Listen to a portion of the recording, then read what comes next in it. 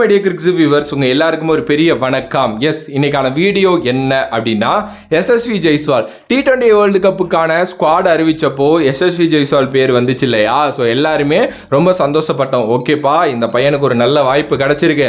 Already Indian டீம்ல வந்து நல்லா ஆடி இருக்காரு எல்லா ஃபார்மேட்லையும். ஸோ டெஃபினெட்லி நல்லா பண்ணுவார் அப்படின்னு யோசிச்சுக்கிட்டு இருந்தோம். ஆனால் கொஞ்சம் சர்ப்ரைஸ் தான் வந்து பார்த்தீங்க அப்படின்னா, ரோஹித் சர்மா அண்ட் விராட் கோலி வந்து பார்த்தீங்க அப்படின்னா T20 வேர்ல்டு கப்பில் ஓப்பன் பண்ணாங்க.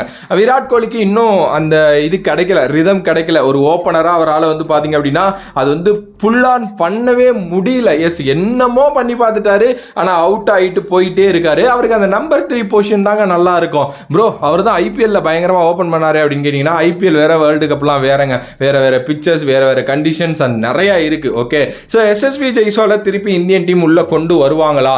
அதுவும் இன்னும் 2 மேட்ச் தான், செமிஃபைனல். இன்கேஸ் செமிஃபைனல் ஜெயிச்சா ஃபைனல், இந்த 2 மேட்ச் தான் இருக்கு. ஸோ உள்ள வருவாரா?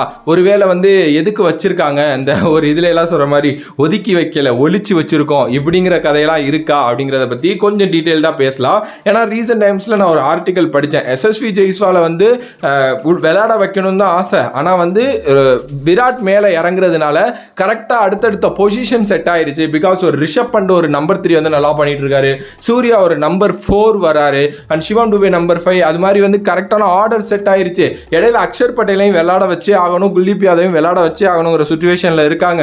ஸோ அதனால தான் எஸ்எஸ்வியை உள்ள கொண்டு வர முடியல.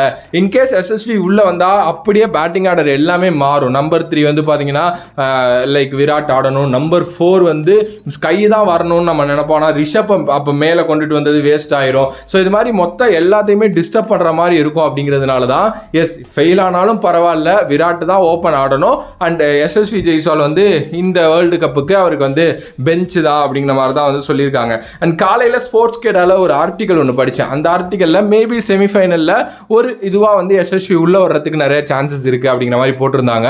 பட் அது எனக்கு தெரிஞ்ச வரைக்கும் பெருசாக கிடையாது அப்படின்னு தான் நான் நினைக்கிறேன். பிகாஸ் அகைன் அதான், எஸ்எஸ்வி உள்ளே வந்தால் டோட்டலாகவே கொலாப்ஸ் ஆயிரும். நீங்கள் மிடில் ஆர்டரில் அப்போ சிவம் டுபே தூக்குங்க அப்படின்னு நீங்கள் சொன்னீங்க அப்படின்னா வாய்ப்பு கிடையாது. இதுக்கப்புறம் சிவம் டுபே இந்த 11 என்ன பார்த்தோமோ அதுதான் வந்து ஆட போகிறாங்க அப்படின்னு நினைக்கிறேன்.